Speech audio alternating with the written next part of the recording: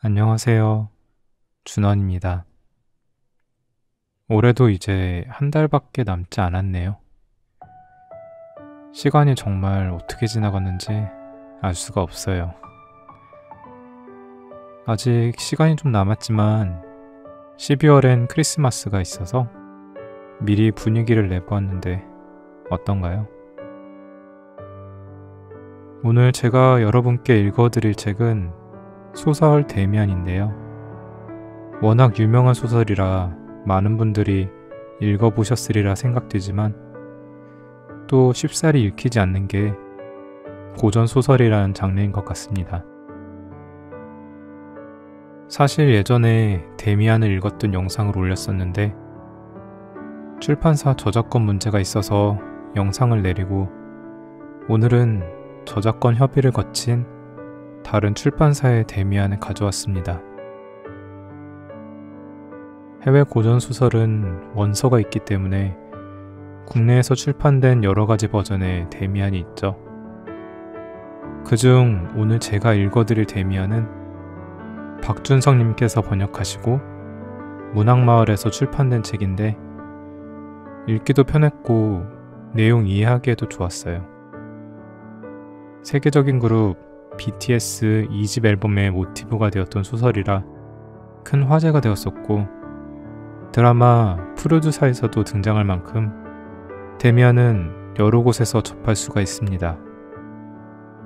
소설 데미안은 주인공 싱클레어가 데미안을 만나 깨달음을 얻고 스스로 가둬두었던 자신의 세계를 깨고 나와 진정한 나를 마주하게 되는 이야기로 출간 후 100년이 흐른 지금까지도 청소년 필독서로 손꼽히며 전 세계인의 사랑을 받고 있습니다. 저는 오늘 전체 내용 중 서문과 파트 1 2개의 세계, 파트 2 카인에 해당되는 내용을 읽어드리도록 하겠습니다. 그럼 오늘도 편안한 밤 되세요.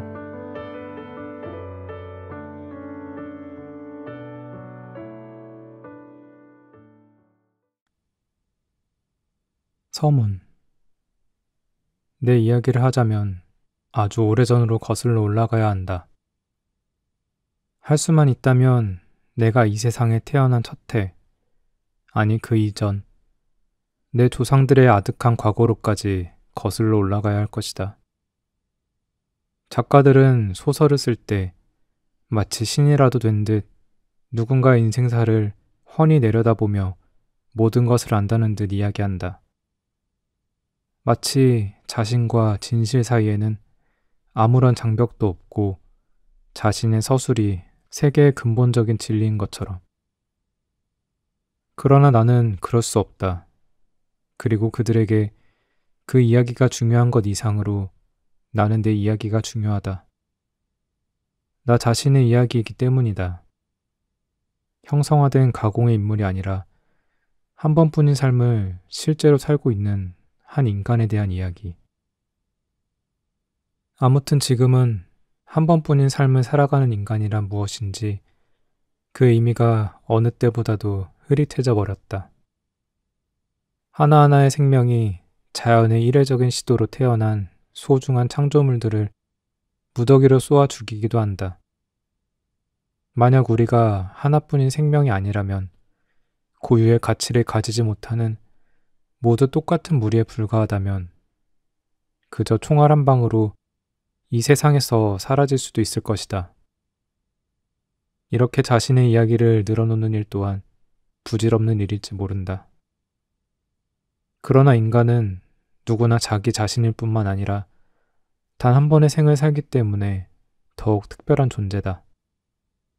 어떤 경우에도 중요하고 주목할 만한 존재다.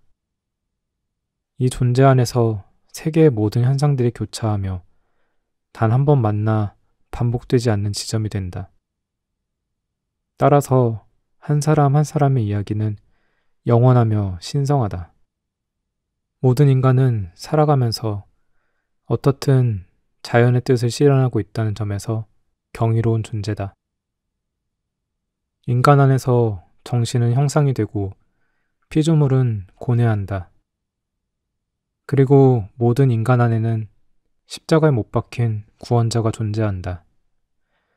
인간이 무엇인지를 아는 사람은 거의 없다. 많은 사람은 그러한 사실을 인식하고 있기에 좀 더 수월하게 죽어가는 것이다. 나도 이 이야기를 다 쓰고 나면 좀 더 가벼운 마음으로 죽게 될 것이다. 인간이 무엇이냐는 질문에 나 역시 무지하기란 대부분의 사람과 별반 다르지 않다. 나는 전에도 그랬고 지금도 여전히 무언가를 찾아 헤매는 구도자이다. 다만 이제 그 답을 별을 바라보거나 책을 읽으면서 찾으려고 하지 않는다. 대신 내 몸에 흐르는 피가 내게 하는 말에 귀 기울이기 시작했다. 내 이야기는 유쾌하지 않으며 꾸며낸 이야기처럼 달콤하거나 조화롭지 않다. 무의미한 혼란, 창란과 꿈의 맛이 난다. 모든 인간의 삶은 자기 자신에게 이르는 하나의 길이다. 인생은 길의 추구, 오솔길에 대한 암시다. 그러나 이제껏 누구도 완벽하게 자아를 발견한 사람은 없었다. 그럼에도 인간은 노력을 멈추지 않는다. 어떤 사람은 모호하게, 어떤 사람은 보다 투명하게, 누구나 자기 나름대로 최선을 다한다. 알을 깨고 나온 뒤에 묻어있는 점액이라고나 할까? 모든 인간은 죽을 때까지 출생의 흔적을 지니고 간다. 누군가는 끝내 인간이 되지 못하고 개구리, 도마뱀, 개미에 머문 채 삶이 끝나기도 한다. 덜어는 상반신만 인간이고 하반신은 물고기인 채로 남는 경우도 있다. 그러나 모두가 인간이 되려고 기원하며 자연이 던진 돌인 것이다. 우리는 모두 동일한 기원을 가지고 있다. 어머니라는 문을 통해 이 세상에 나왔다는 사실이다. 그러나 자신의 심연에서 일어나는 실험들을 통해 제각기 다른 운명을 향해 나아간다. 우리가 서로를 이해할 수는 있다. 그러나 자기 자신이 누구인지를 알려줄 수 있는 존재는 오직 자기 자신뿐이다. 파트 1. 두 개의 세계. 내 이야기는 10살 때 겪었던 어떤 일을 말하는 것으로 시작해야 할 것 같다. 나는 그때 한 소도시의 라틴어 학교에 다니고 있었다. 그 시절을 생각하면 달콤하면서도 아련한 추억들과 더불어 우울한 기분이 밀려들곤 한다. 어두침침하거나 환한 골목들, 예쁜 집들과 종탑, 종소리, 사람들의 얼굴, 어린 하녀들, 그리고 잘 꾸며진 아늑한 방의 비밀과 유령에 대한 공포. 이 모든 것들이 고통과 함께 기분 좋은 전율로 내 마음을 뒤흔든다. 그리고 물씬 풍겨오는 가정 상비약 냄새, 말린 과일의 향기. 거기에는 두 세계가 뒤섞여 있었고 그 양극으로부터 낮과 밤이 밀려왔다. 한 세계는 아버지의 집이었다. 그 세계는 너무 협소해서 사실 그 안에는 내 부모님밖에 없었다. 나는 거의 모든 면에 있어 이 세계에 익숙했다. 어머니와 아버지가 있었고 사랑과 엄격함, 모범, 그리고 학교가 있었다. 이곳은 밝고 투명했으며 정결했다. 부드러운 언어와 품위를 갖춘 단정한 의복이 있었고 교양과 예의가 지배하는 곳이었다. 매일 아침 찬송가를 불렀으며 크리스마스가 되면 축하 파티를 했다. 안정된 미래가 있었고 책임감과 죄책감, 고해성사, 그리고 신에 대한 경외심과 성경이 있었다. 이 세계는 맑고 깨끗하고 정돈된 삶을 원하는 사람들에게 꼭 어울리는 세계였다. 그러나 우리 집에는 전혀 다른 또 하나의 세계가 있었다. 이 세계는 냄새도 달랐고 언어도 달랐으며 약속하는 것과 요구되는 것도 달랐다. 이 또 다른 세계에는 하녀들과 인부들이 있었고 귀신 얘기에다 떠들썩한 추문들이 잔뜩 담겨 있었다. 사람을 미혹하는 무시무시하고 끔찍한 수수께끼 같은 일들이 넘쳤고 도살장과 감옥, 새끼 낳는 암소와 늪에 빠져 죽은 말들, 강도, 살인, 그리고 자살에 대한 얘기들이 지배하는 세계였다. 이 모든 잔인하고 난폭하면서도 한편으로는 매혹적인 세계가 우리 집 옆 골목에서 벌어지고 있었다. 주정뱅이들은 부인들을 팼고 밤이 되면 공장에서 어린 여공들이 몰려 나왔다. 아무에게나 저주의 주술을 거는 할멈과 숲속으로 도망친 도둑놈들, 경찰에 붙들린 방화범들이 거리를 배회했다. 아버지의 집을 제외한 모든 곳에서는 이 격정적인 세계가 넘쳐 흐르며 자신의 냄새를 풍겼다. 어머니와 아버지가 계신 우리 집이 그 세계와 분리되어 있다는 것은 정말 멋진 일이었다. 여기 우리 집에 평화와 질서, 안식이 존재한다는 것, 의무와 거리낌 없는 양심, 용서와 사랑이 존재한다는 것이 경이로웠다. 소란스럽고 요란한 일들, 음침하고 폭력적인 것이 가득한 세계에서 한달음이면 어머니의 품으로 달아날 수 있다는 것 역시 경이로웠다. 가장 기이했던 것은 이 두 세계가 신기할 정도로 맞닿아 있다는 사실이었다. 예를 들어 우리 집 하녀 리나는 저녁 기도 시간마다 깨끗이 씻은 손을 앞치마 위에 얌전히 얹어놓고 낭낭한 목소리로 우리와 함께 찬송가를 불렀다. 그때만큼은 그녀도 우리 가족과 함께 빛의 세계에 속해 있었다. 그러나 그녀가 주방이나 헛간에서 내게 머리 없는 난쟁이 얘기를 들려줄 때나 푸줏간에서 만난 이웃집 여자와 싸울 때는 전혀 다른 사람이었다. 그럴 때 그녀는 또 다른 세계의 사람이었다. 모든 게 이런 식이었다. 특히 내 경우는 더 그랬다. 의심할 여지 없이 나는 빛과 질서가 지배하는 세계의 아이였다. 나는 내 아버지의 자식이었기 때문이다. 하지만 살짝 고개를 돌리기만 해도 나는 두 번째 세계를 감지할 수 있었고 또 이 세계에서도 살았다. 이방인으로서 공포와 양심의 가책에 시달리면서 말이다. 심지어 이 금지된 세계에서 사는 것이 더 좋을 때도 있었다.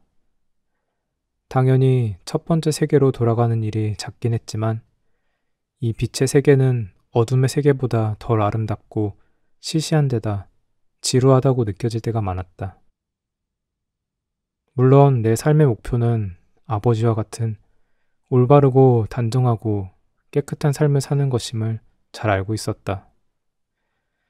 그러나 이런 삶은 너무 멀어 보였다. 그런 삶에 도달하기 위해선 끊임없이 공부하고 수많은 시험들을 통과해서 학교를 졸업해야 했다. 이러한 길은 늘 또 다른 어두운 세계를 관통하거나 그 옆을 지나가게 되어 있어 그 세계에 머무르거나 빠져버릴 수도 있었다. 실제로 나는 반듯한 집안의 자식들이 타락한 이야기들에 관심이 많았다. 그런 이야기는 항상 탕자가 잘못을 뉘우치고 집으로 돌아왔다는 식으로 결말을 맺었다. 물론 가장 바람직한 결말이다. 그럼에도 나는 탕자가 한때 빠져 있었던 어둠의 세계와 방황에 더 마음이 끌리곤 했다. 드러내놓고 할 수 있는 얘기는 아니지만 속으로는 그 탕자가 회개하는 대신 어둠과 방황의 세계 속에 계속 머물기를 은밀히 바라기도 했다. 나는 가끔 악마를 떠올리기도 했다. 다른 무엇으로 위장을 했건 안 했건 나는 악마가 집 앞거리를 오가거나 시골의 어느 축제나 술집에서 사람들과 어울리는 모습을 상상할 수 있었다. 내 누이들 역시 빛의 세계에 속해 있었다. 그들은 나보다 훨씬 더 부모님과 닮아 있었다. 그들은 나보다 더 품행이 단정했으며 잘못을 저지르는 일도 없었다. 물론 그들에게도 부족한 점과 나쁜 습관이 있었지만 그 수위에 있어 그들은 나와는 비교도 안 되게 양호한 편이었다. 나는 그들과 달리 어둠의 세계에 훨씬 더 근접해 있었다.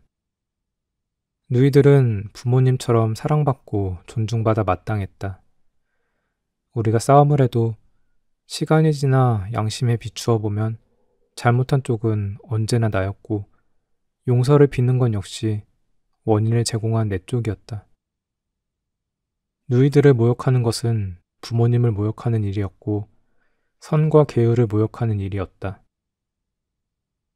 누이들과 달리 내 심연에는 저급한 인간들이나 품고 있을 법한 비밀들이 숨어 있었다. 세상이 밝고 양심의 거리낌이 없이 가벼운 날이면 나는 누이들과 즐거운 시간을 보내기도 했다. 그들과 놀다 보면 나 역시 단정하고 바른 사람이라는 유쾌한 기분이 들곤 했다. 아마도 천사가 된 기분이 그런 기분일 것이다. 그보다 더 고상하고 충만한 기쁨도 없을 것이다. 그러나 그런 날들은 그리 많지 않았다. 하루는 내가 누이들과 놀다가 별것도 아닌 일에 억지를 부린 일이 있었다. 누이들의 책망에 화가 치민 나는 내가 생각하기에도 끔찍한 욕설들을 그녀들에게 마구 퍼부었다. 곧 죄책감이 뒤따랐고 나는 그들에게 용서를 빌었다. 누이들이 나의 진심 어린 사과를 받아주었을 때 내 마음엔 한 줄기 빛처럼 감사와 기쁨이 다시 찾아들었다. 나는 라틴어 학교에 다녔다. 같은 반에는 시장의 아들과 살림관의 아들이 있었는데 이 두 친구는 우리 집에 자주 놀러 왔다. 비록 그들은 말썽꾸러기들이었지만 착하고 교양 있는 세계의 일원이었다. 나는 또 공립학교를 다니던 동네 아이들과도 가끔 어울렸는데 라틴어 학교를 다녔던 우리는 그들에게 우월감을 느끼며 그들을 얕잡아 보기도 했다.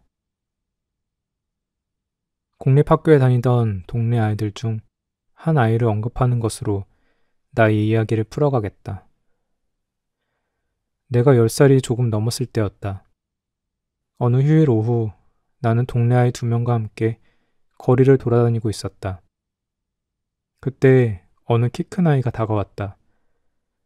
우리보다 몸집도 훨씬 컸고 힘도 센 공립학교 학생이었다. 그 아이의 아버지는 동네에서 소문난 술꾼으로 가족 모두 평판이 좋지 않았다.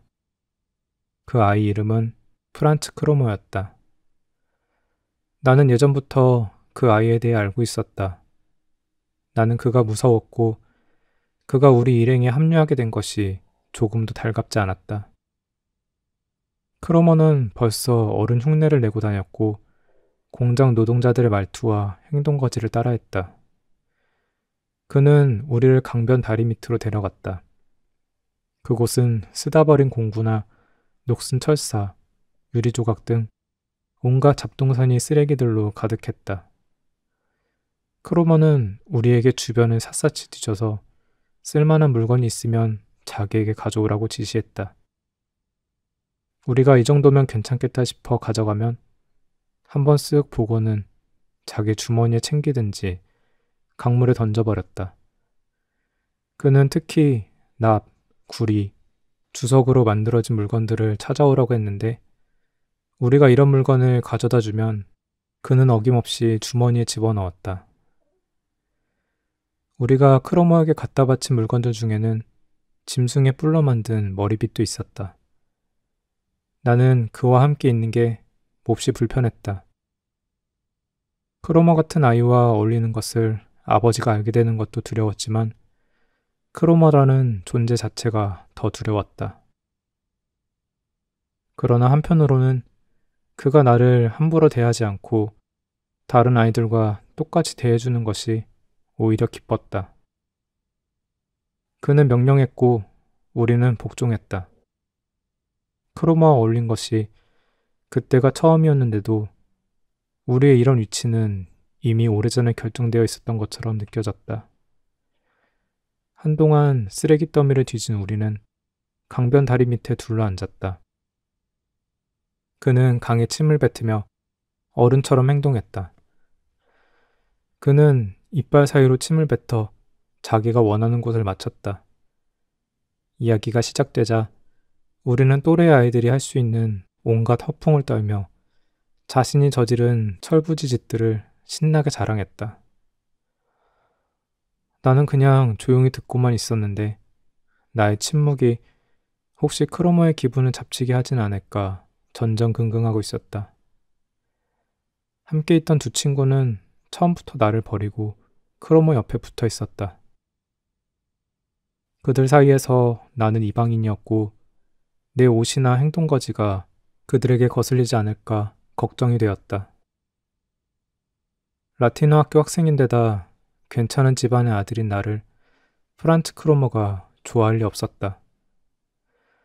다른 두 친구 역시 여차하면 나를 모른 척하거나 곤경에 빠뜨릴 녀석들이었다.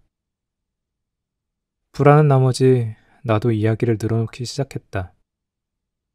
나를 주인공으로 하여 꾸며낸 도둑 이야기였다. 친구와 함께 동네 방앗간 옆에 과수원에서 한 포대 분량의 사과를 훔쳤다는 얘기였다. 그것도 보통 사과가 아니라 라이네테와 골드 파르메네 같은 최고급 사과만 훔쳤다고 거짓말했다. 내가 있지도 않은 얘기를 지어낸 이유는 순전히 두려움 때문이었다. 이야기를 꾸며내는 것은 어렵지 않았다. 이야기가 금방 끝나면 또 내가 한 일이 가벼운 일이 아니었다는 느낌을 주기 위해서 상상력과 얘기 솜씨를 총동원했다. 나는 한 명이 과수원 울타리 밖에서 망을 보는 사이 또 다른 한 명이 사과나무에 올라가 사과들을 땅에 떨어뜨렸다고 했다. 그렇게 떨어뜨린 사과들이 너무 많아서 들고 올 수 없을 정도라고 했다. 그래서 반은 남겨놓고 갔다가 30분 후에 다시 가서 가져와야 했다는 얘기도 덧붙였다. 이야기를 끝낸 뒤 나는 아이들의 박수를 조금 살짝 기대했다. 내가 꾸며낸 이야기에 흠뻑 취해서 나조차 마음이 들뜬 상태였기 때문이다. 그러나 두 아이들은 프란츠 크로머의 눈치만 볼 뿐 아무 말이 없었다. 조금 뒤 크로머가 실눈을 뜨고 내게 물었다. 사실이야? 그럼. 정말? 진짜로? 그래, 다 정말이고 사실이야. 나는 두려움에 떨면서도 겉으로는 태연한 척했다. 너 맹세할 수 있어? 순간 더 높은 단계의 두려움을 느꼈지만 즉시 그렇다고 대답했다. 그럼 이렇게 말해봐. 하느님께 내 영혼을 걸고 맹세합니다. 하느님께 내 영혼을 걸고 맹세합니다. 나는 그가 시키는 대로 했다. 좋아, 됐어. 크로머가 자리에서 일어났다. 나는 이 상황에서 무사히 빠져나왔고 이제 집에만 가면 된다는 생각에 너무나 기뻤다. 우리는 다시 다리 위로 올라왔다. 나는 머뭇거리며 크로머와 동네 아이들에게 그만 집에 가야 할 것 같다고 말했다. 그러자 크로머가 웃으면서 대꾸했다. 왜 그리 안달이야? 어차피 우리 모두 같은 방향 아니야? 나는 감히 혼자 도망칠 수 없었고 그는 서서히 우리 집 쪽으로 걷기 시작했다. 마침내 집 앞에 도착해서 현관문에 고리새와 어머니 방에 커튼 닫힌 창문이 보였을 때 나는 안도의 한숨을 내쉬었다. 재빨리 집 안으로 들어가 현관문을 닫으려 했을 때 크로머가 갑자기 내 뒤에 바싹 붙어 집 안까지 따라 들어왔다. 마당을 향해 난 창문만이 어둡고 서늘한 현관 복도를 밝히고 있었다. 크로머가 나를 붙들고 낮은 목소리로 말했다. 왜 그렇게 겁먹은 토끼 같으냐? 나는 놀라서 그 애를 쳐다보았다. 내 팔을 움켜쥔 크로모의 손은 마치 무쇠처럼 단단했다. 나는 그가 무슨 꿍꿍이로 이러는지, 그리고 혹시 나를 때리려고 하는 것은 아닌지 하는 생각이 들었다. 소리라도 질러 이 상황에서 빠져나갈 수 있을까 잠시 생각해 보았지만 곧 포기했다. 왜 이러는 거야? 뭘 원해? 별거 아니야. 그냥 뭐 좀 물어보려고. 우리 둘만의 비밀이라고나 할까? 그게 뭔데? 난 너한테 할 얘기가 없어. 빨리 가야 해. 그러자 크로머가 낮은 목소리로 말했다. 너 그 방앗간역 과수원 주인이 누군지 알지? 아니 몰라. 갑자기 크로머가 한 팔로 나를 감싸 안고 자기 쪽으로 끌어당겼다. 내 얼굴과 마주한 그의 얼굴은 냉혹하고 잔인한 미소로 가득했고 그 눈은 악으로 번뜩이고 있었다. 그 과수원 주인이 누군지 모른다면 내가 알려주지. 나도 그 과수원에 가끔 도둑이 든다는 건 알고 있었어. 과수원 주인이 그 도둑놈을 잡아오는 사람에게 이마르크를 주겠다고 했거든. 맙소사, 설마 나를 고발하는 건 아니겠지? 크로머에게 의리 따위를 기대할 수 없다는 것을 잘 알고 있었다. 그는 다른 세계에 속한 아이였다. 그에게 배신은 그리 대단한 일이 아닐 것이다. 어둠의 세계에 속한 사람들은 우리와 전혀 다른 기준과 가치관을 가지고 있었다. 크로머가 웃음을 터뜨리며 말했다. 그럼 가만히 있으라고? 야, 임마. 내가 너처럼 부잣집 아들로 보이냐? 이마르크는 내게 큰 돈이라고. 나는 어떻게든 이 돈을 벌어야 해. 나는 너처럼 돈 많은 아버지가 없거든. 아마 더 받을 수 있을지도 몰라. 그리고 그는 나를 놓아주었다. 우리 집 현관 복도는 더 이상 평화의 향기가 나는 곳이 아니었고 나를 감싸고 있던 세계는 무너지고 말았다. 크로머가 경찰에 신고하면 나는 범죄자가 될 것이고 아버지도 알게 될 것이 분명했다. 어쩌면 경찰이 우리 집에 들이닥칠 수도 있었다. 머릿속이 혼란스러워졌다. 온갖 어둡고 흉측한 기분이 나를 엄습해왔다. 내가 도둑질을 하지 않았다는 사실은 이제 전혀 문제가 되지 않았다. 이미 나는 맹세까지 해버렸다. 눈에 눈물이 맺히기 시작했다. 어떻게든 크로머를 달래볼 생각으로 주머니를 다 뒤졌으나 그에게 줄 만한 것은 아무것도 없었다. 그때 마침 할머니의 은시계가 떠올랐다. 고장나고 낡은 것이었지만 멋으로 차고 다녔던 것이었다. 나는 재빨리 손목에서 시계를 끌었다. 프란츠, 제발 비밀로 해줘. 부탁이야. 내 은시계를 선물로 줄게. 자, 이거야. 이거 외엔 네게 줄 게 아무것도 없어. 지금은 약간 고장났지만 고치면 돼. 그는 미소를 지으며 우악스러운 손바닥 위에 시계를 올려놓고 무게를 가늠했다. 나는 크로모의 그런 모습을 보면서 그가 나의 안전과 평화에 얼마나 무자비하고 심한 위협인지를 절실히 느꼈다. 그 시계 정말 은으로 만든 거야. 내가 머뭇거리며 말했다. 다 낡아 빠졌는데 그게 대수냐? 그리고 고장이 났으면 네가 고쳐와. 그가 경멸하듯 쏘아붙였다. 나는 그가 그대로 나가버리지는 않을까 하는 두려움에 떨면서 소리쳤다. 프란스, 제발. 그거 너 가져. 그거 정말 은시계야. 그거 말고는 지금 가진 게 없어서 그래. 크로머는 싸늘한 시선으로 나를 바라보았다. 수틀리면 내가 누구에게 갈지 알지? 아님 경찰서로 갈 수도 있고. 난 경사님과 친한 사이거든. 떠나려는 듯 그가 돌아섰다. 나는 그의 옷소매를 붙들었다. 그렇게 그냥 보낼 수는 없었다. 그러기보단 차라리 죽는 것이 더 나았다. 나는 뛰는 가슴을 억누르며 다시 한 번 더 애걸했다.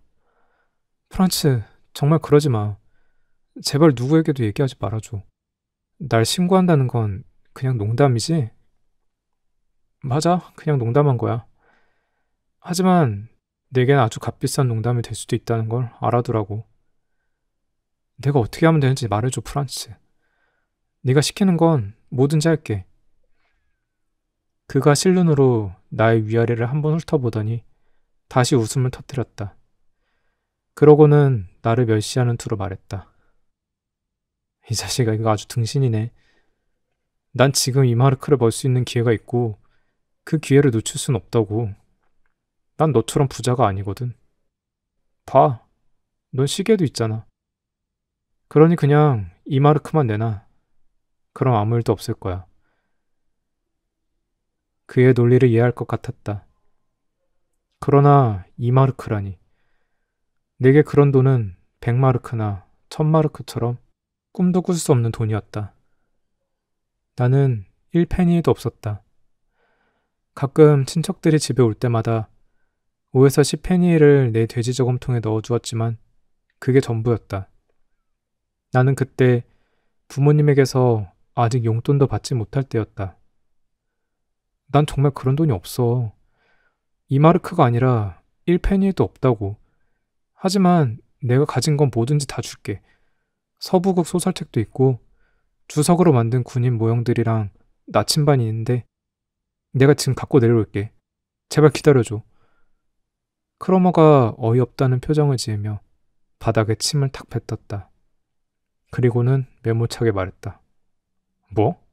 나침반? 군인 모형?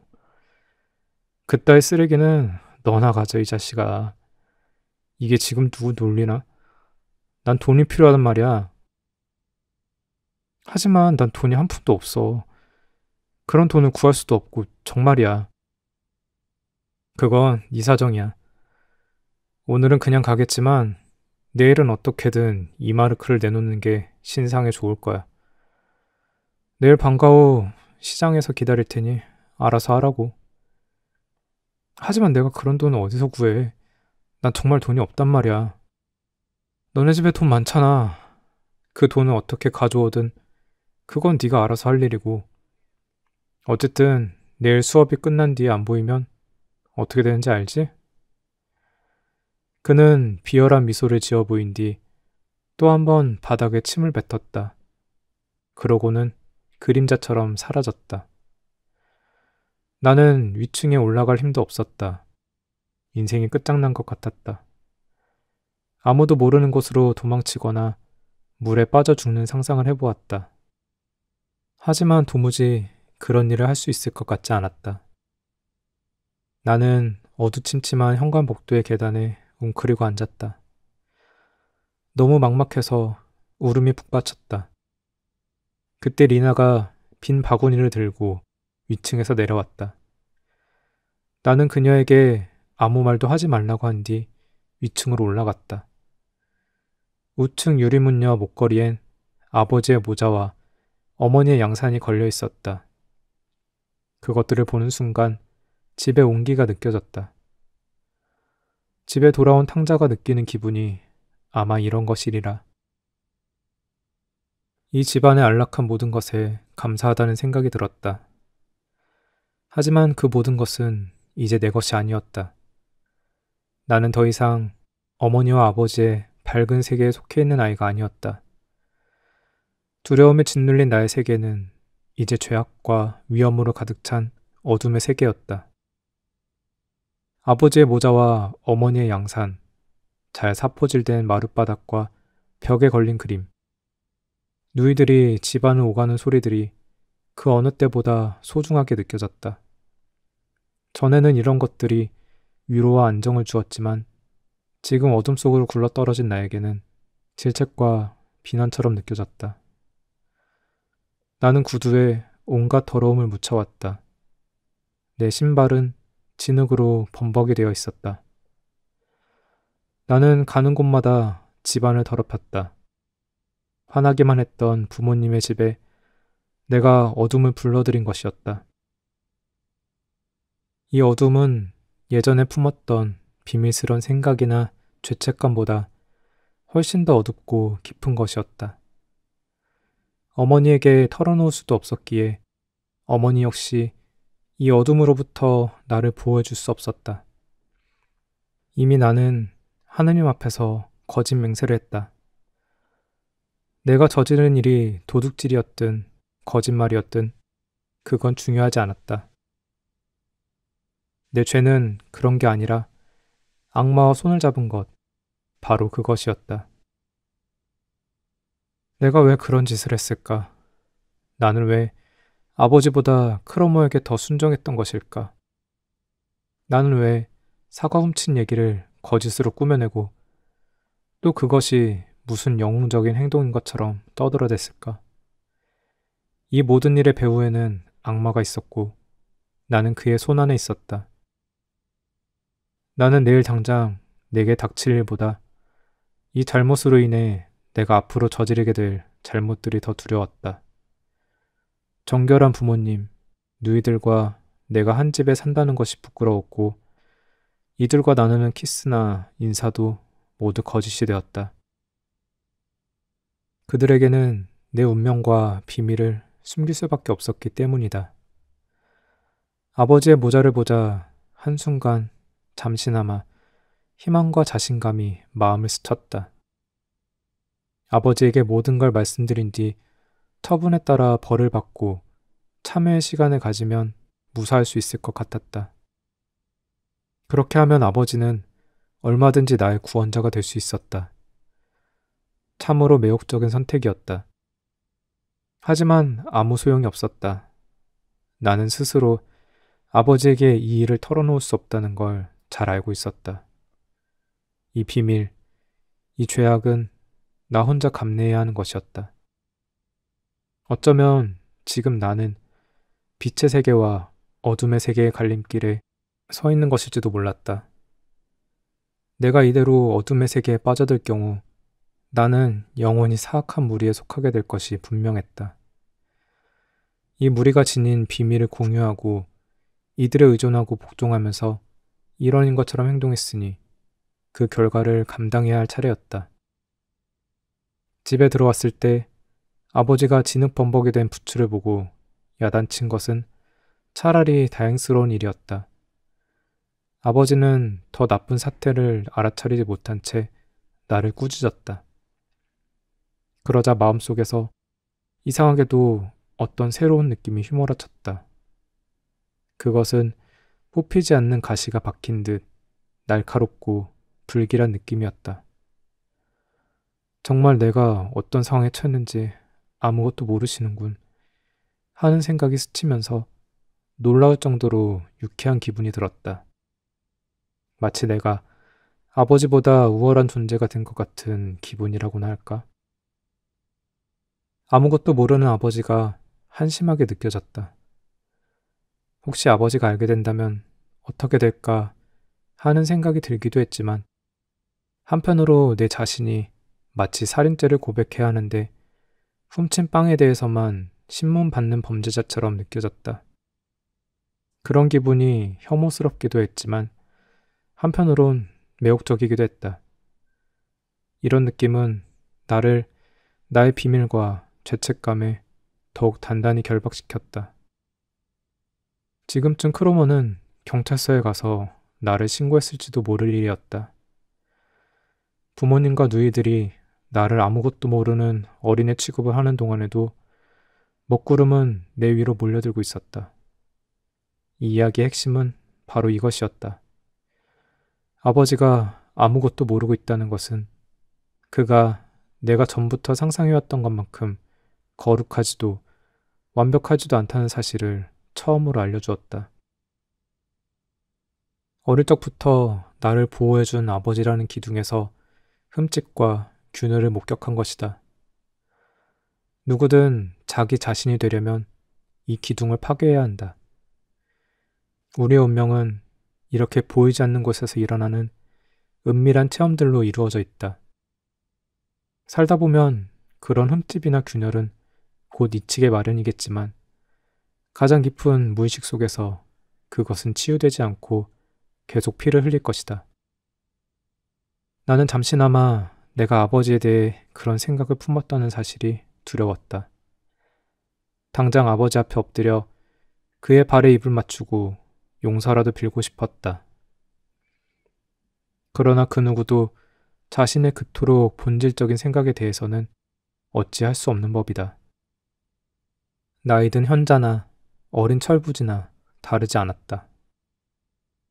나는 내가 처한 상황을 되짚어보고 내일 어떻게 해야 할지 생각하고 싶었다. 그러나 내겐 그럴 시간이 없었다. 벽시계와 탁자, 성경, 거울, 책장 같은 것들과 벽에 걸린 그림들로 이루어진 거실 풍경이 이제는 낯설게 느껴진다. 선하고 행복한, 아무 근심 없던 삶은 멀어져 가고 어둡고 음침한 세계가 나를 에워쌌다. 난생 처음으로 죽음을 느꼈다. 죽음은 쓴맛이 났다. 죽음은 탄생이고 두려운 새 삶에 대한 공포와 불안이었다. 그날 밤 침대에 들기 전 나는 저녁 예배를 견뎌야 했다. 그날 하루의 마지막 고문이었다. 우리가 부른 찬송가는 내가 가장 좋아하는 찬송가였지만 나는 찬송가에 몰입할 수 없었다. 음절마다 짜증이 났다. 아버지가 신이여 우리와 함께 하소서 라고 기도했을 때 내 안에서 뭔가가 깨지는 소리가 들려왔다. 이로써 나는 이 익숙한 사랑의 모임으로부터 추방당했다. 식구들은 계속 신의 은총 아래 머물렀지만 나는 그렇지 못했다. 차갑고 어두운 마음에 지친 나는 자리에서 일어났다. 침대에 눕자 잠시 따뜻한 안도감이 들었지만 이내 다시 두려움이 밀려왔다.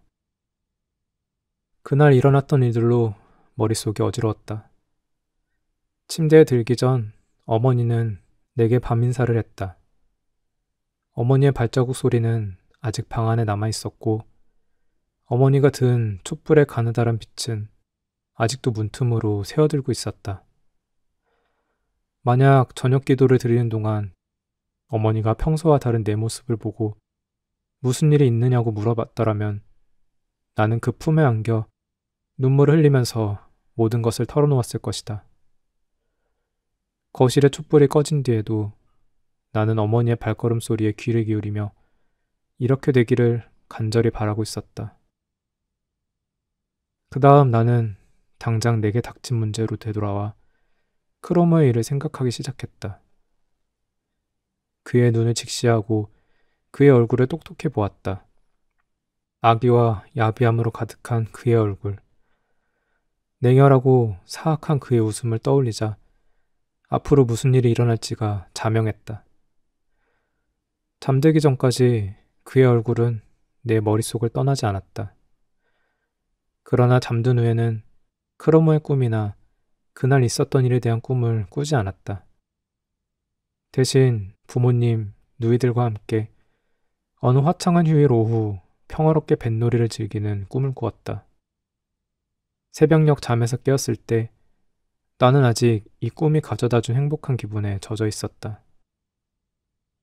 꿈에서 본 누이들의 화사한 여름 드레스들이 눈에 선했다. 하지만 낙원에서 현실로 돌아오자마자 다시 아기로 번뜩이는 적의 눈이 떠올랐다.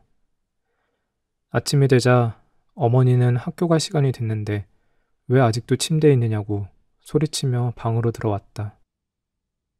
나를 보자 어머니는 내가 어딘가 아파 보인다고 했다. 그녀가 혹시 무슨 일이 있느냐고 물었을 때 나는 구토를 했다. 구토는 아픈 척 하는데 도움이 됐다. 나는 아침에 일어났을 때 몸이 약간 아픈 것을 좋아했다. 이를 핑계로 카모마일 차를 마시며 침대 속에 더 오래 머무를 수 있었다.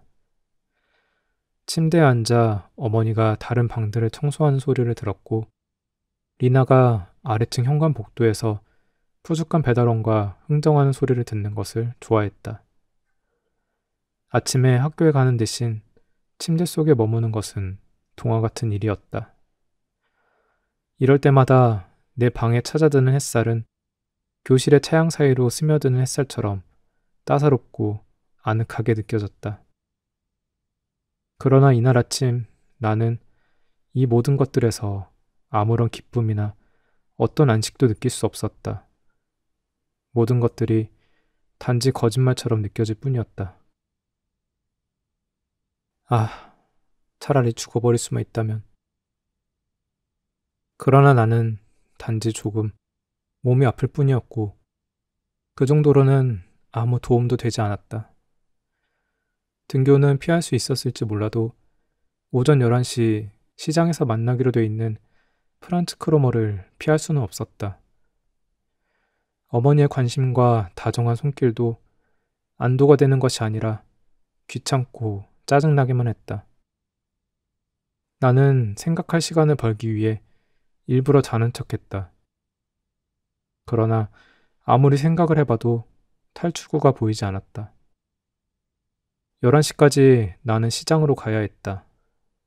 10시가 되자 주섬주섬 옷을 챙겨 입고 나서 어머니에게 몸이 조금 괜찮아졌다고 말했다.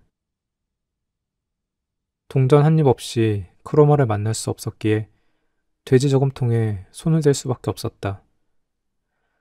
충분하진 않겠지만 빈손으로 가는 것보다는 그것이라도 가져가는 게 나을 것 같았다. 부족한 돈으로나마 크로머를 달래는 것이 현명할 거라는 생각이 들었다. 나는 죄책감에 시달리며 양말만 신은 채 어머니의 방에 몰래 들어가 돼지 저금통을 훔쳤다.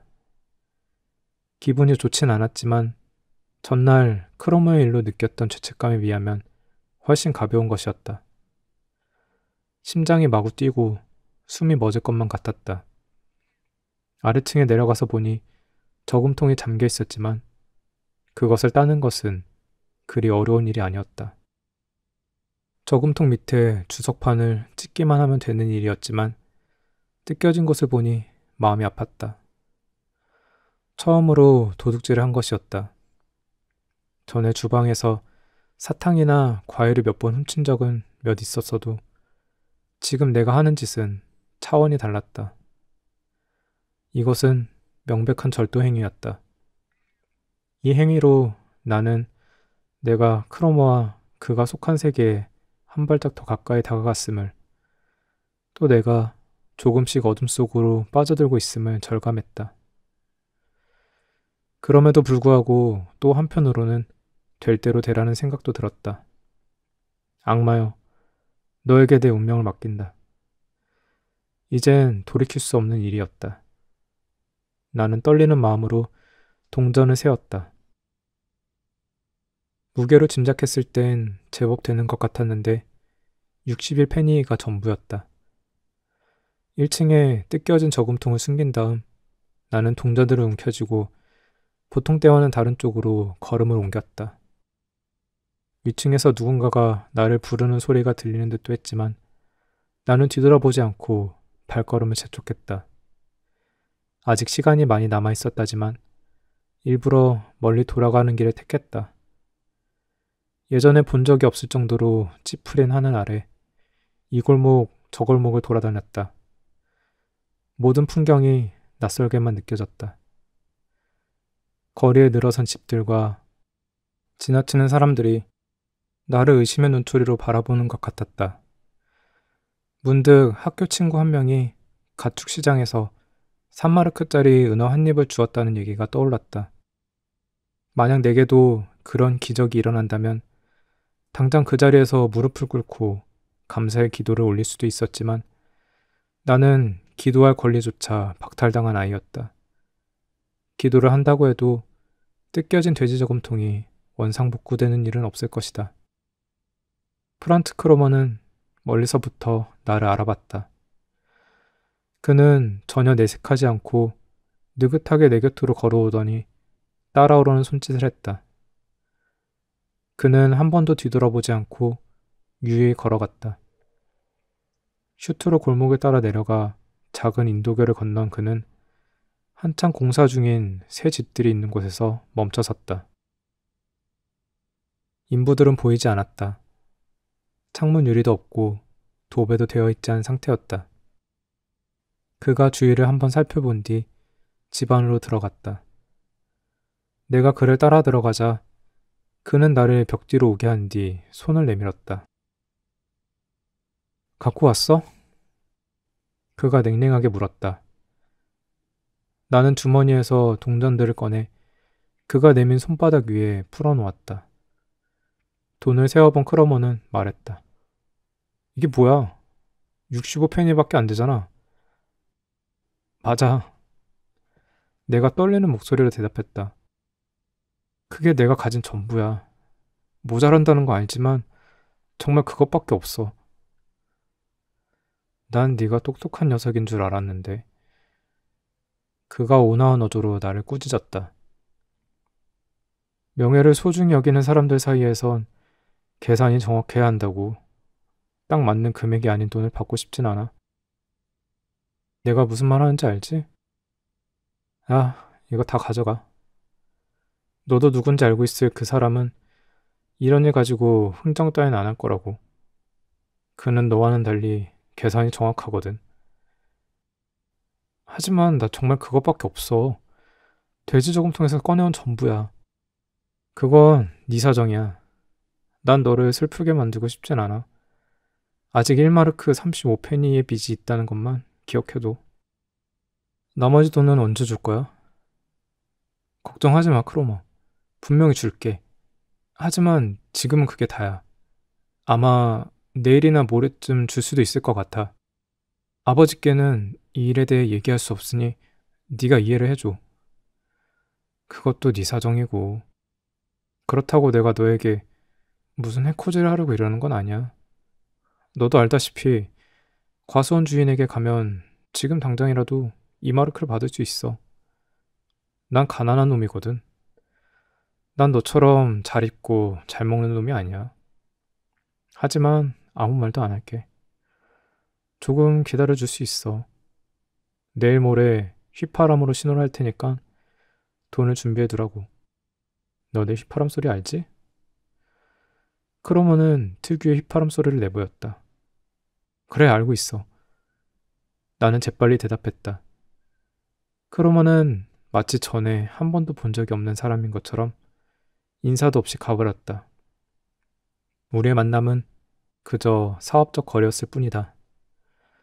그 이상도 그 이하도 아니었다. 그날 이후 나는 이 휘파람 소리를 반복해서 듣게 됐다. 어디에 있건 무엇을 하건 갑자기 크로머의 휘파람 소리가 들려올 것만 같았다. 이 불안감이 내 머릿속을 떠나지 않았다. 나는 이제 그의 노예였고 그의 휘파람 소리는 나의 운명처럼 나를 구속하고 있었다. 청명한 가을날 오후 나는 내가 아주 좋아했던 우리 집 작은 화원에 나가는 것을 즐겼다. 이곳에 오면 죄도 없고 자유로웠던 순수한 어린 시절을 떠올릴 수 있었다. 그러나 그런 와중에도 어디선가 크로머의 휘파람 소리가 들려오면 나의 안식은 저 멀리 날아갔다. 언제라도 그가 부르면 나는 화원에서 나와 그를 따라가야 했다. 더럽고 음침한 곳에서 협박당하며 그나마 있는 돈을 다 내줘야 했다. 이런 일이 몇 주 동안 계속됐다. 내겐 그 몇 주가 마치 수십 년, 아니 영원처럼 느껴졌다. 내게 돈이 있는 경우는 거의 없었다. 가끔 장을 본 리나가 주방에 5에서 10페니를 남겨두기도 했는데 기회가 있을 때마다 그 동전들을 훔쳐 크로머에게 갖다 바쳤다. 매번 만날 때마다 크로머는 나를 모욕했다. 크로머의 폭력은 나를 몹시 괴롭혔다. 나는 완전히 그 애의 노예였다. 그런 기분을 느낄 때마다 절망감이 내 가슴을 뒤덮었다. 나는 저금통을 장난감 동전으로 채워 다시 어머니 책상 위에 가져다 놓았다. 누구도 그 저금통에 관심을 가지지 않았지만 혹시 내가 한 짓이 들통날까봐 항상 두려움에 떨었다. 크로머의 휘파람 소리보다 더 무서웠던 것은 어머니가 저금통에서 돈이 사라진 것을 발견하고 어떻게 된 일인지 따져 묻는 것이었다. 나는 돈 한 푼 없이 크로머를 만나 고문당할 때가 많았다. 그때마다 그는 다른 방식으로 나를 괴롭혔고 이용해 먹을 방법들을 생각해냈다. 나는 그를 위해 온갖 일을 다 해야 했다. 그는 자기 아버지의 심부름을 자주 다녔는데 심지어 그 심부름까지 다 내 몫이었다. 그는 또 내가 지나가는 행인에게 짓궂은 장난을 치게 한 뒤 그것을 바라보면서 즐겼다. 밤이면 나는 그가 안긴 여러 가지 고통들을 떠올리며 식은땀을 흘렸고 잠을 설쳤다. 나는 실제로 자주 구토를 했고 오한에 시달렸다. 밤이 되면 열이 펄펄 났고 온몸이 아팠다. 뭔가 문제가 있음을 감지한 어머니가 나를 극진히 보살펴 주었지만 나는 아무런 얘기도 할 수 없었다. 그렇기에 어머니의 친절은 나를 더욱 고통스럽게 했다. 하루는 잠자리에 들기 위해 침대에 누웠는데 어머니가 초콜릿을 가져다 주셨다. 내가 더 어렸을 때 어머니는 자주 초콜릿을 선물하셨다. 착한 일을 한 것에 대한 상이었다. 그러나 이제는 초콜릿을 들고 내 옆에 계신 어머니를 보는 것이 너무 괴로웠다. 내가 고통 속에서 머리를 흔들자 어머니는 내 머리를 쓰다듬으며 무슨 일인지를 물었다. 먹고 싶지가 않아요. 가. 내가 할 수 있는 말의 전부였다. 어머니는 초콜릿을 내 머리맡에 두고 말없이 나가셨다. 다음날 아침 어머니가 전날 밤 일에 대해 물었을 때 나는 아무 기억도 못하는 척했다. 한 번은 어머니가 의사를 데려와 진찰을 받도록 했는데 의사는 아침에 냉수욕을 할 것을 권했을 뿐 별다른 신체적 이상을 감지하지 못했다. 그 증상들은 일종의 정신병이었다. 그래서 나의 삶은 악령처럼 두렵고 고통스러웠다. 몸은 평화와 질서가 지배하는 집에 있었으나 정신은 어둠 속 악령에게 사로잡혀 있었다.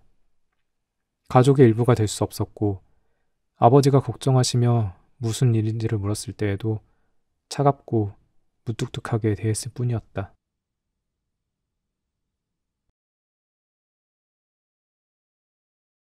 파트 2 카인 구원은 전혀 예상치 못한 방향에서 왔다.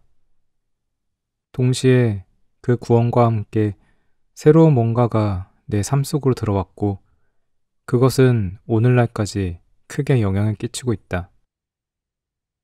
우리 라티노 학교에는 얼마 전 전학생이 들어왔다. 그는 우리 도시로 이사온 어느 유복한 미망인의 아들이었다. 아버지가 돌아가신 지 얼마 되지 않았는지 그는 팔에 검은 띠를 두르고 있었다.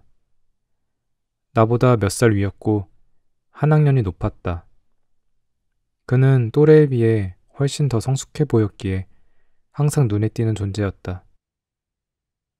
그는 사실 누가 보기에도 아이처럼 보이지 않았다. 거의 어른, 아니 신사의 풍모를 지니고 있었다. 우리와 어울려 놀지도 않았고 인기가 높았던 것도 아니었지만 선생님들을 대할 때 자신감 있고 단호한 태도에 학생들은 그를 우러러봤다. 그의 이름은 막스 데미안이었다.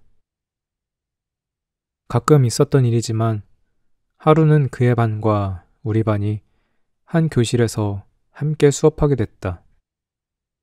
하급생이었던 우리는 그날 성경 공부를 했고 데미안이 속해 있었던 상급반은 장문을 했다.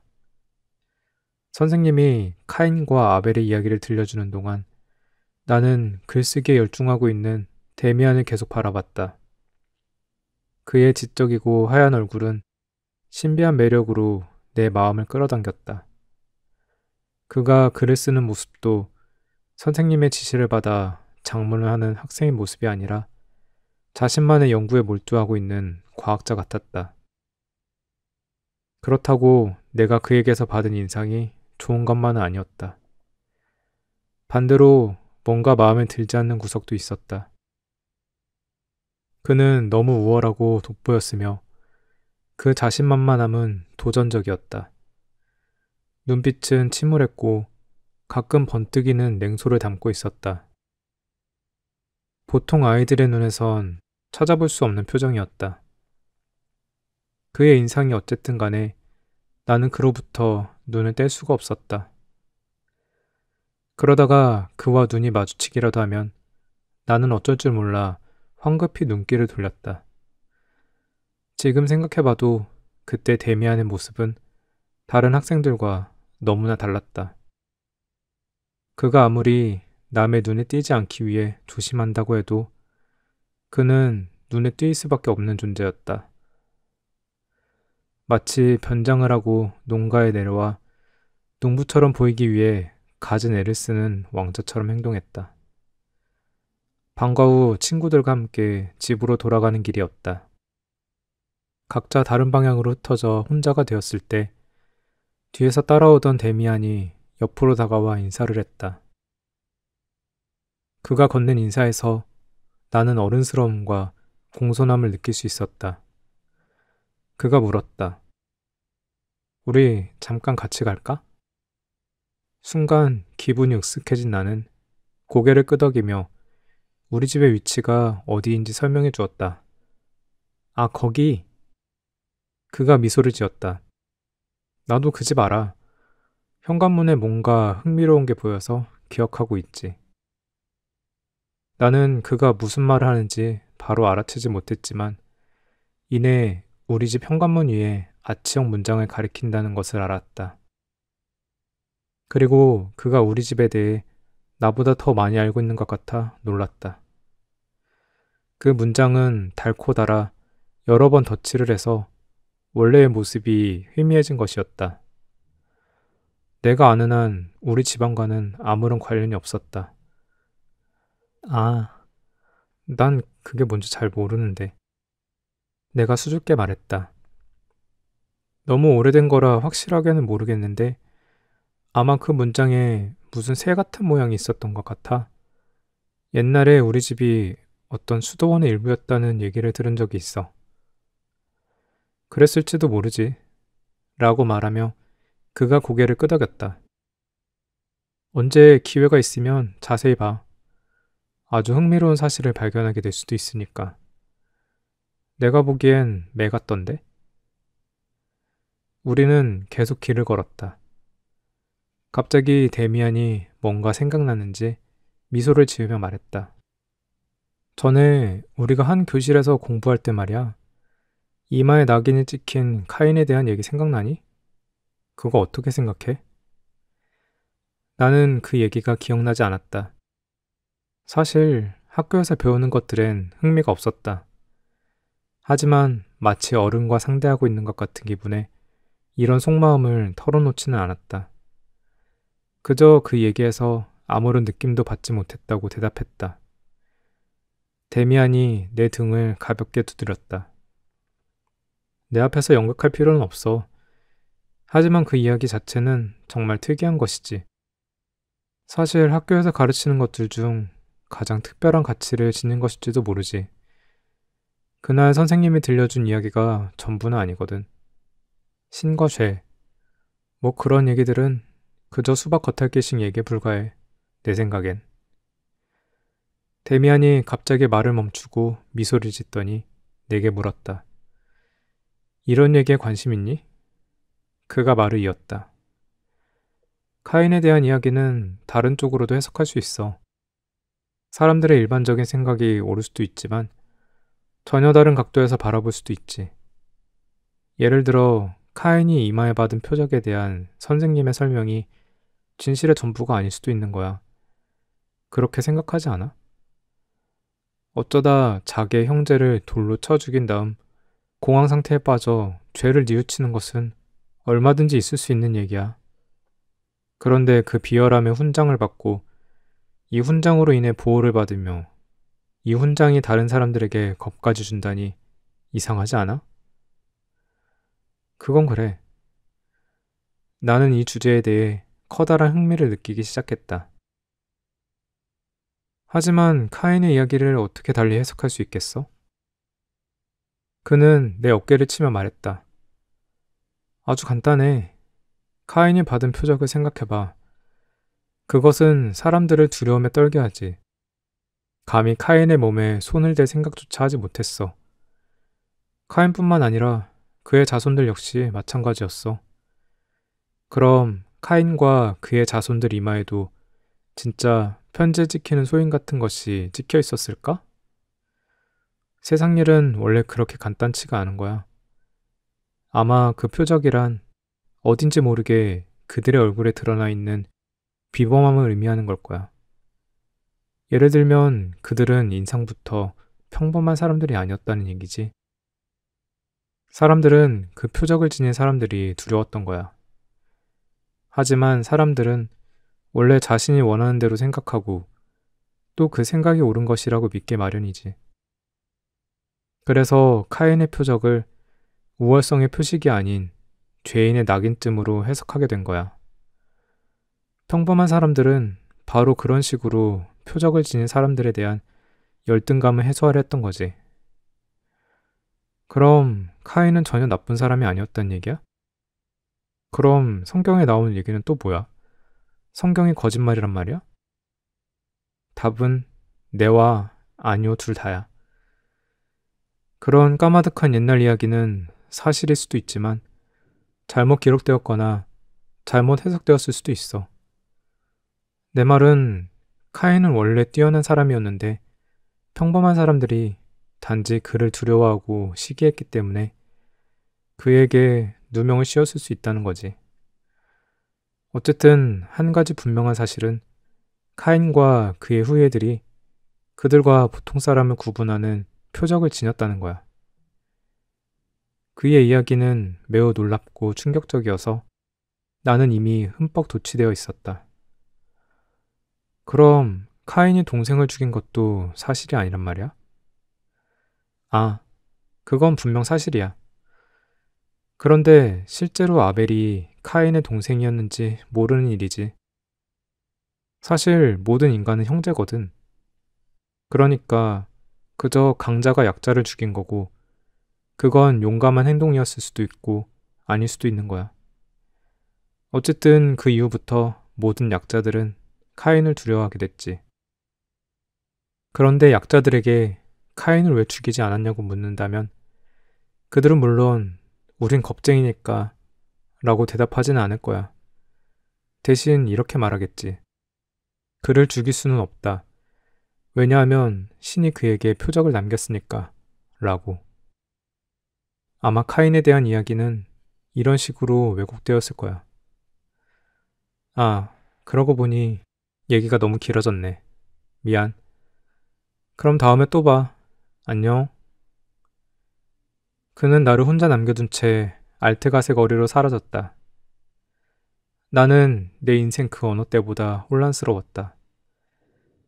그가 한 얘기들을 어떻게 받아들여야 할지 당황스럽기만 했다. 카인이 용감한 자이고 아벨은 그저 겁쟁이라니. 또 카인의 표적이 우월한 인간의 표식이라니. 말도 안 되는 불경하고 사악하게 짝이 없는 얘기였다. 만약 데미안의 얘기가 사실이라면 신은 어디에 있었단 말인가? 그분이 아벨을 제물로 받기라도 했다는 건가? 데미안의 얘기는 말도 안 되는 얘기였다. 내 의식을 뒤흔들어 놓기 위해 그가 꾸며낸 거짓말임이 분명했다. 그러나 그의 말은 분명 논리적이었다. 나는 전에 성경이든 아니든 어떤 이야기에 그토록 정신을 쏟은 적이 없었다. 그 덕분에 나는 몇 시간 동안 프란츠 크로머에 대해 새까맣게 잊어버리고 있었다. 그날 저녁 나는 집에서 성경을 펼쳐놓고 그 이야기를 다시 읽어보았다. 다른 해석을 할 여지가 없었다. 그 속에서 특별하고 은밀한 다른 의미를 찾는다는 것은 미친 짓이었다. 데미안의 말대로라면 모든 살인자는 신으로부터 축복을 받은 자였다. 말도 안 되는 소리였다. 그럼에도 그는 그런 얘기를 어떻게 그렇게 자신 있고 품위 있게 말할 수 있을까? 특히 그 이야기를 들려줄 때 그의 눈빛은 더없이 확신에 차 있었다. 물론 나 역시 무엇인가에 홀린 듯한 상태로 정상은 아니었다. 이제까지 난 건전하고 정결한 세계의 일원이었다. 아벨과 같은 부류의 인간이었다. 하지만 지금의 나는 내 의지와는 상관없이 다른 세계에 점점 깊이 빠져들고 있었다. 이 일을 어떻게 해석해야 할까? 그때 생각만으로도 끔찍한 기억이 다시 머릿속에 떠올랐다. 크로모어의 문제가 시작되었던 날 저녁, 내가 아버지에 대해 잠시 품었던 생각이었다. 그때 나는 아버지의 빛과 지혜가 한낱 허상에 불과하다는 것을 간파할 수 있었고, 잠시나마 아버지에 대한 경멸감과 우월감을 느꼈었다. 그렇다. 그때 나는 분명 나의 이마에는 카인의 표적이 빛나고 있었다. 데미안이 암시한 대로 나는 그때 그 표적을 저주와 수치의 표식으로 받아들이지 않았다. 경건하고 의로운 아버지보다 죄를 범한 내가 더 우월한 존재라는 생각이 들었던 것이다. 끔찍하고 혐오스러운 생각이었지만 동시에 은밀한 자부심 같은 것도 느꼈다. 가만히 생각해보면 데미안은 강자와 약자에 대해 전혀 다른 시선에서 이상한 얘기를 했다. 카인 이마의 표적에 관한 것도 마찬가지였다. 강렬하게 빛났던 그의 어른스러운 눈빛도 이상했다. 어쩌면 데미안 그 자신이 카인의 후예일 수도 있었다. 그렇지 않다면 그는 왜 카인을 두둔했을까? 그는 어떻게 그런 강렬한 눈빛을 지닐 수 있는 걸까? 그는 어떻게 성경에서 신의 은총을 받은 겁 많은 다른 사람들에 대해 그토록 비웃듯이 말했던 것일까? 아무리 생각을 해봐도 그 어떤 결론에도 이를 수 없었다. 내 어린 영혼의 우물에 작은 돌멩이 하나가 던져졌다. 카인과 형제 살해, 그리고 표적을 둘러싼 데미안의 해석은 그 후로도 오랫동안 나의 모든 이해와 의문, 그리고 비판의 출발점이 됐다. 데미안은 다른 학생들에게도 관심의 대상이었다. 나는 그 누구에게도 데미안이 카인에 대해 그런 얘기를 했다고 말한 적이 없었다. 그럼에도 거의 모든 아이들이 데미안을 눈여겨봤다. 이 새 전학생에 대한 온갖 소문이 무성했다. 그 중 하나는 그의 어머니가 재산이 많은 미망인이라는 것이었고, 그들 모자가 단 한 번도 교회에 나간 적이 없다는 것이었다. 그들이 유대인이라는 얘기도 있었다.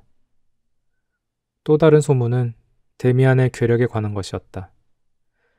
어느 날 데미안의 그부가 그에게 시비를 걸었다고 한다. 그러자 데미안이 간단히 한 손으로 그 그부의 목을 죄어 초주검으로 만들어 놓았는데, 그 후로 그 아이가 일주일 동안 팔을 쓰지 못했다는 얘기였다. 또 아이들은 데미안이 여자애와 사귀고 있으며 이미 여자에 관련된 모든 것에 익숙하다고 수군거렸다. 그러는 동안 나와 크로모의 주정관계는 변함없이 흘러가고 있었다. 나는 그의 힘 아래서 탈출할 수가 없었다.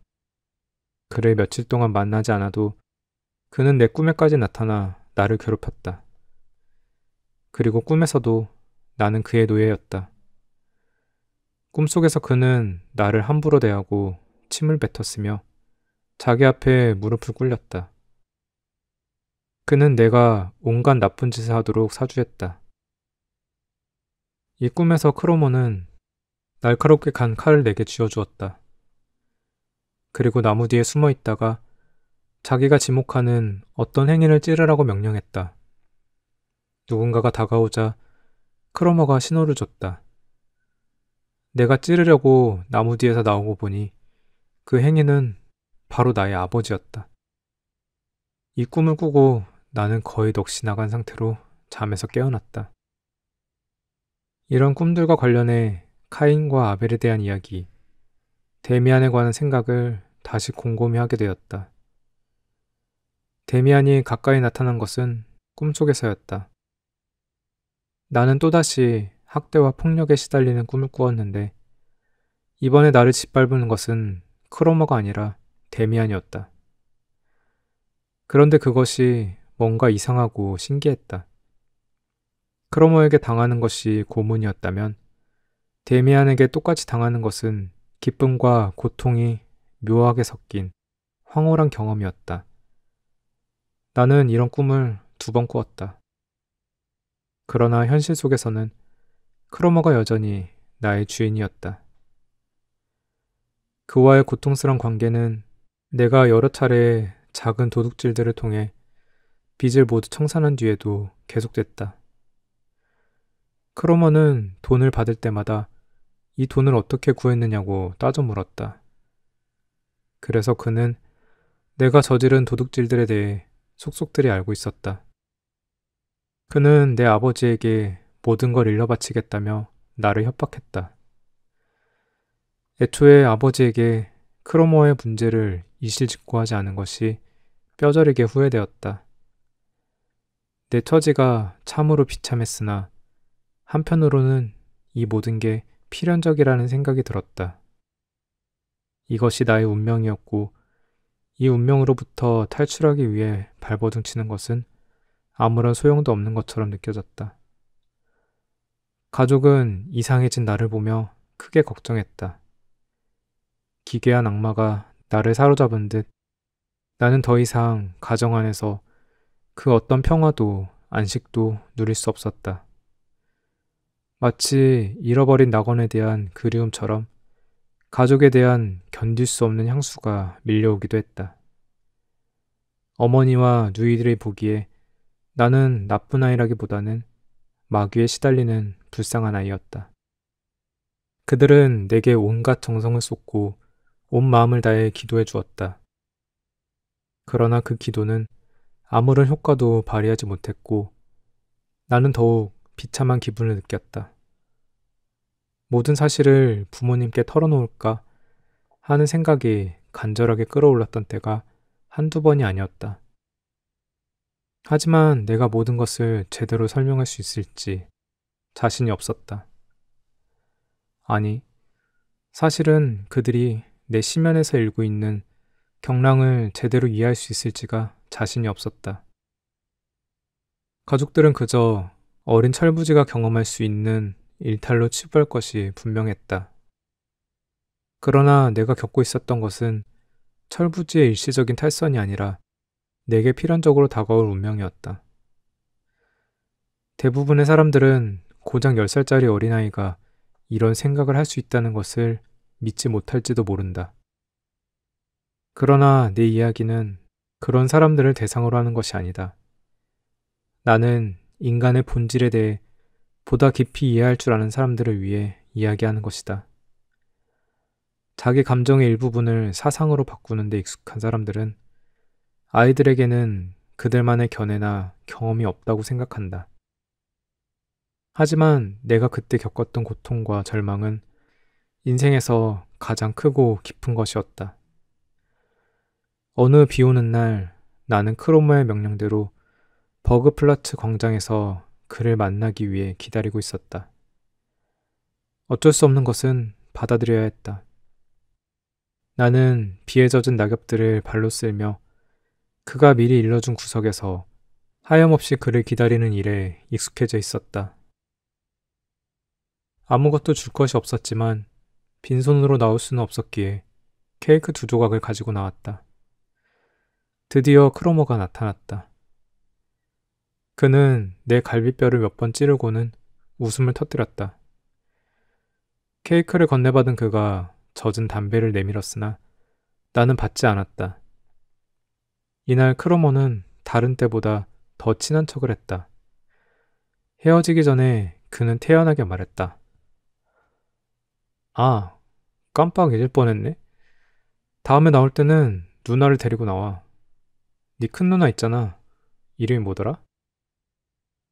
나는 그것이 무엇을 의미하는지 알아채지 못해 아무 대답도 하지 못하고 그저 어리둥절한 표정으로 그를 쳐다봤다. 무슨 말인지 몰라? 네 누나를 데려오라니까? 그건 안 돼. 내가 그런 얘기를 꺼낼 수도 없고 얘기를 해도 누난 오지 않을 거야. 크로머는 뻔히 불가능한 것을 명령하고는 내가 거절하면 이에 대한 절충으로 자기가 실제로 원하는 것을 취하곤 했다. 그의 수작은 익숙했다. 그러나 이번엔 사정이 달랐다. 그는 전처럼 내 거절에 화를 내지 않았다. 한번 방법을 생각해봐. 네 누나랑 정말 만나고 싶어서 그래. 같이 산책을 하자고 해. 내가 중간에서 우연히 만나는 척하면 되잖아. 내일 휘파람으로 신호를 보낼 테니 그 방법에 대해서 더 얘기해보자고. 그가 떠난 뒤에야 나는 그의 의도를 알아챌 수 있었다. 나는 아직 어린 소년에 불과했기에 그런 일에 대해선 무지했다.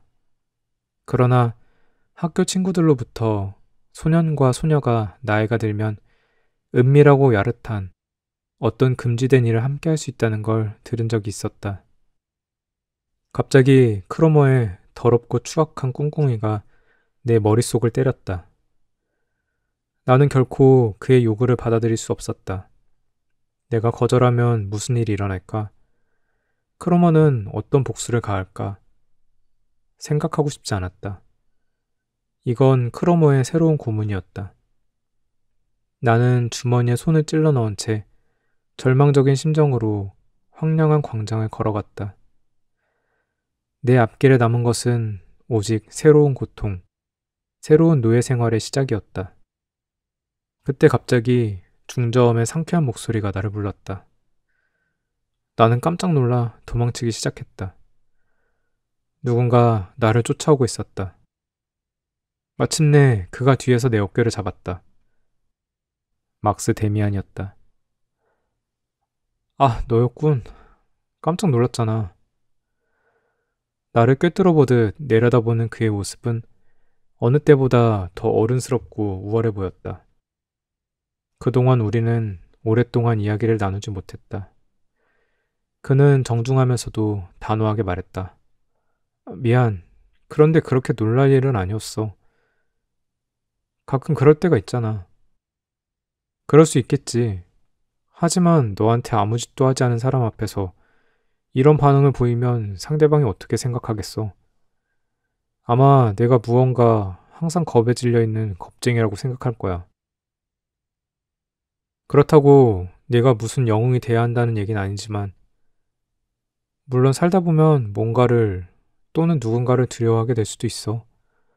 하지만 그래서는 안 돼.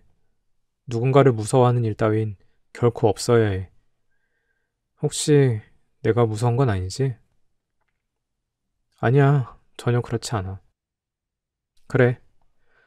근데 넌 지금 분명 누군가를 두려워하고 있어. 나도 모르겠어. 원하는 대답이 뭐야? 그는 나와 함께 걸었다. 나는 이 상황에서 벗어나고 싶은 심정에 걸음을 빨리 했지만 옆 얼굴에 그의 시선이 느껴졌다. 난 내게 호감을 가지고 있어. 그리고 너를 상대로 한 가지 실험을 하고 싶을 뿐이야. 재미도 있고 뭔가를 배울 수도 있는 실험이지. 이제 내 얘기를 잘 들어봐. 나는 때에 따라 다른 사람의 생각을 읽는 기술을 사용하기도 해. 이 기술로 사람을 놀라게 할 수도 있어. 아, 좀 음험하게 들릴지는 몰라도 흑마술 같은 건 아니야. 자, 그럼 이제 한번 해보자. 난 내게 흥미를 느낀다고나 할까? 난 너를 좋아해. 그러니 네가 무슨 생각을 하고 있는지 알고 싶어. 1단계로 나는 네가 아주 긴장한 상태라는 거 알아냈어. 너는 지금 누군가를 두려워하고 있어. 아마도 네가 무슨 짓을 했는데 그 사람이 이 일에 대해 알고 있을 거야. 너는 지금 그 사람이 네가 한 짓을 고자질할까봐 두려운 거지? 자, 내 말이 틀렸니? 나는 당황하여 그를 바라보았다. 그의 얼굴은 어느 때보다 진지하고 영리해 보였다. 동시에 어딘지 모르게 엄격하고 냉기가 흐르는 구석이 있었다. 나는 내게 지금 무슨 일이 일어나고 있는지 알 수 없었다. 데미안은 내게 요술을 부리는 마법사와 같았다. 내 말이 맞지 않아?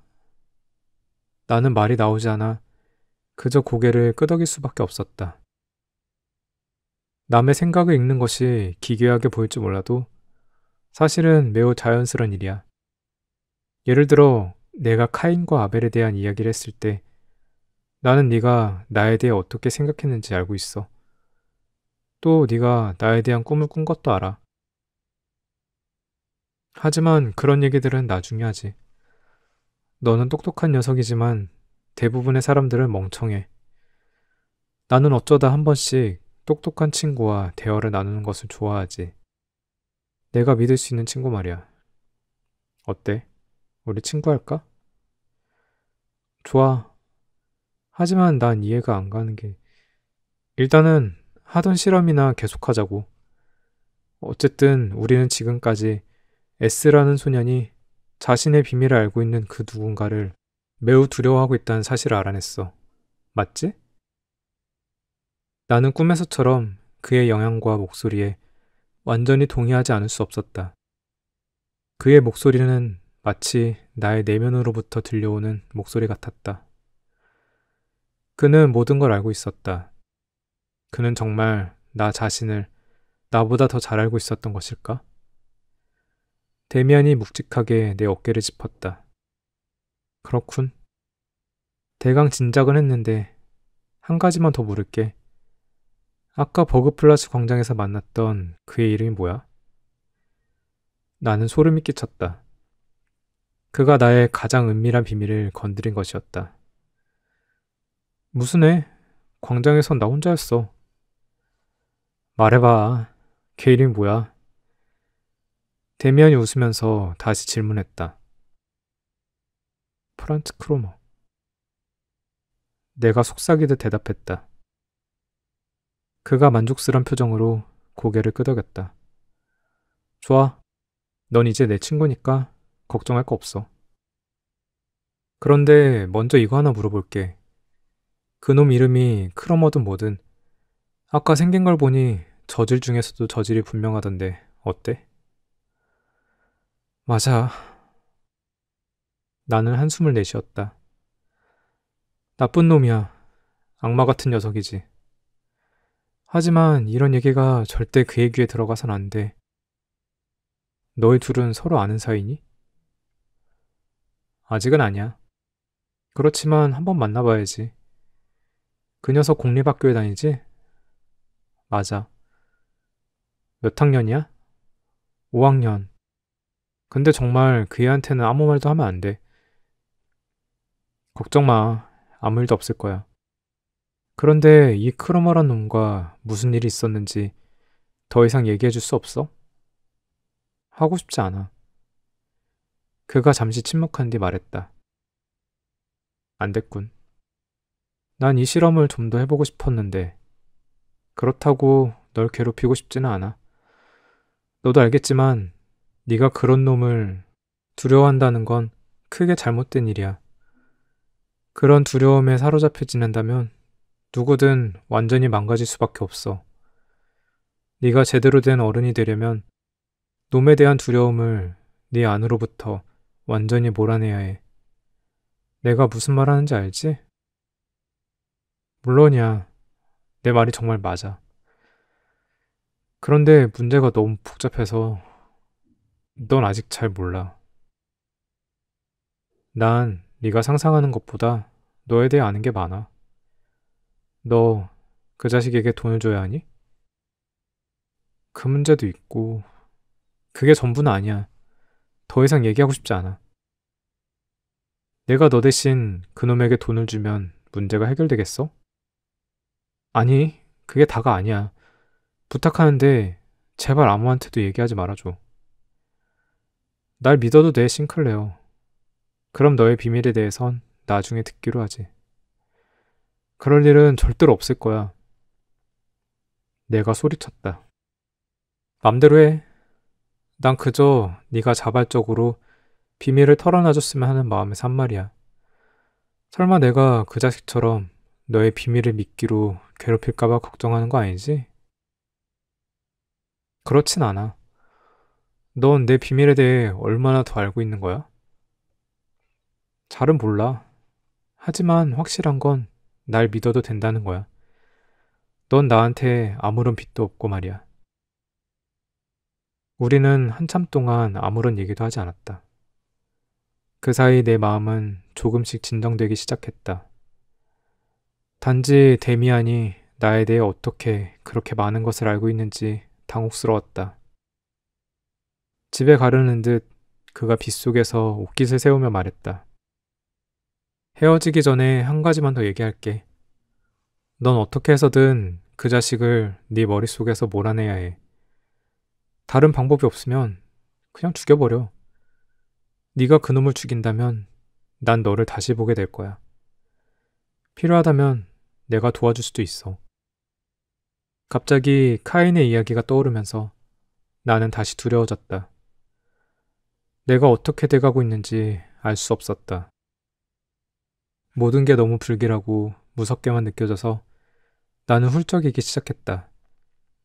그 순간 데미안이 미소를 지으며 말했다. 괜찮아. 오늘은 그냥 집에 가. 방법이 있겠지. 아무튼 가장 간단한 방법은 놈을 죽여버리는 거야. 복잡한 상황에서 가장 간단한 방법이 최선책이거든. 크로머 같은 녀석은 죽어 없어지는 게 나아. 집으로 돌아왔을 때 나는 1년 만에 돌아온 것 같은 기분이 들었다. 집안의 모든 것들이 다르게 보였다. 자유로운 미래와 희망의 싹이 보이기 시작했다. 나는 더 이상 혼자가 아니었다. 그제야 내가 혼자서 이 비밀들을 떠안고 얼마나 두려움에 떨었는가를 깨달을 수 있었다. 부모님께 고해성사를 하고 마음의 짐을 덜어볼까 고민했지만 그것이 문제를 완전히 해결해 줄 것 같진 않았다. 나는 조금 전에 나와는 아무 상관도 없는 한 이방인에게 고해와 같은 고백을 했다. 비로소 신선한 바람과도 같은 안도감이 마음속에 찾아든 것이다. 그럼에도 난 오랫동안 두려움을 극복하지 못했다. 나의 적인 크로모와의 길고 두려운 싸움을 각오했다. 그런데 그럴수록 이상하게도 아무 소동도 일어나지 않았고 일상은 너무나 고요했다. 하루 이틀도 아니고 자그마치 일주일 동안 크로머는 내 앞에 나타나지 않았다. 나는 그 애가 언제든 특히 내가 전혀 예상하지 못한 순간에 불쑥 나타날 것이라 생각하며 긴장을 늦추지 않았다. 하지만 그는 나타나지 않았다. 마치 지구상에서 사라진 듯 했다. 그러던 어느 날이었다. 자일로 골목을 돌아서 나오는 거리에서 우연히 크로마와 마주쳤다. 나를 발견한 그는 어깨를 움츠리더니 두려움이 가득한 기색으로 나를 피해갔다. 놀라운 순간이었다. 나를 지배하던 악마가 나를 피해 달아난 것이다. 놀라움과 기쁨으로 가슴이 벅차올랐다. 며칠 후 나는 다시 데미안을 만났다. 그는 학교 앞에서 나를 기다리고 있었다. 안녕? 좋은 아침이야, 싱클레어. 그 일이 어떻게 됐는지 궁금해서. 크로머가 널 더 이상 괴롭히지는 않겠지? 네가 한 일이야? 어떻게 했어? 믿을 수 없어. 그 녀석 이제는 내 근처에 얼씬도 하지 않아. 좋아. 앞으로 그럴 일은 없을 거야.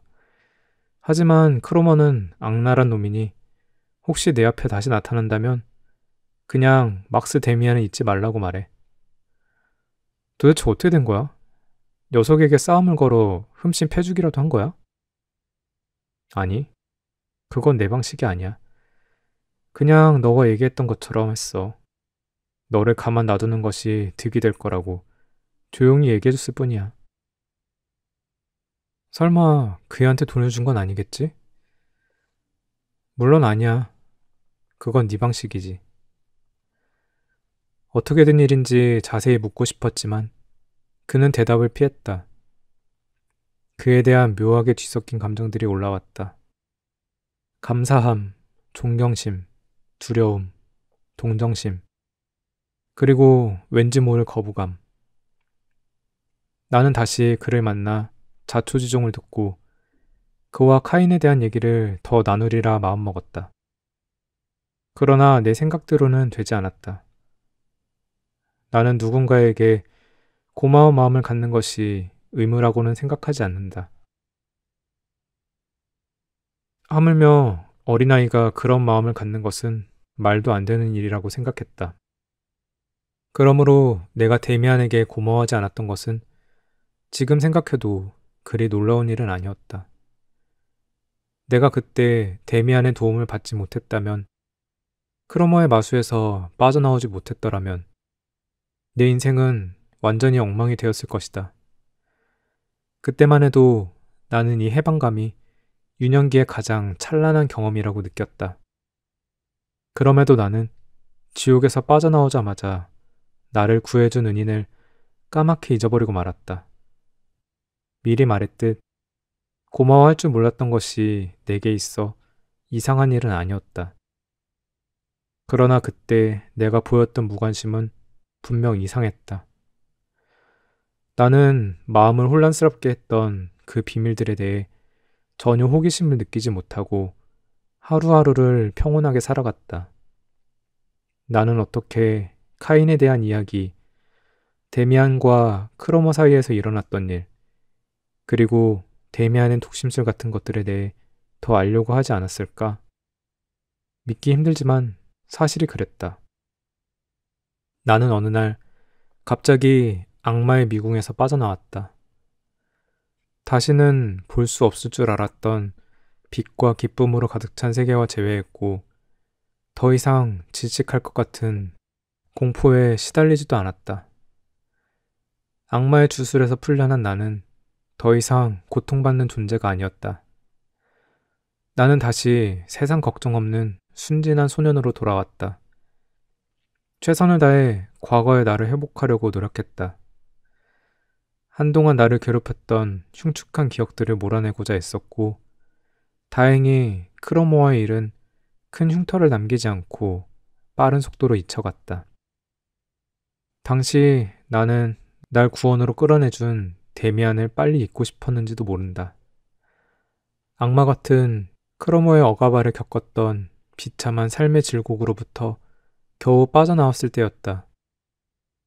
부상당한 영혼은 모든 충동과 힘을 쏟아 이전에 행복하고 만족스러운 세계로 도망쳐 나온 것이었다. 나는 가능한 한 빨리 부모님의 세계, 누이들의 세계, 정결한 세계, 아벨의 경건함이 지배하는 세계에 복귀하고자 했다. 나는 그때 신라권에 다시 들어가고자 하는 마음뿐이었다. 데미안과 짧은 대화를 나누고 난 뒤 나는 노예살이에서 완전히 해방되었음을 확신했다. 그리고 그때까지 가장 하고 싶었던 일을 했다. 고해 성사를 하는 것이었다.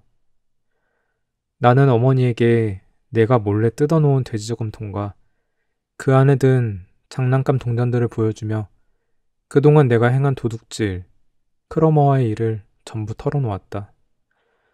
어머니는 모든 걸 이해하지는 못했지만 나의 밝아진 표정과 말투에서 내가 치유되었다는 것을 느끼는 것 같았다.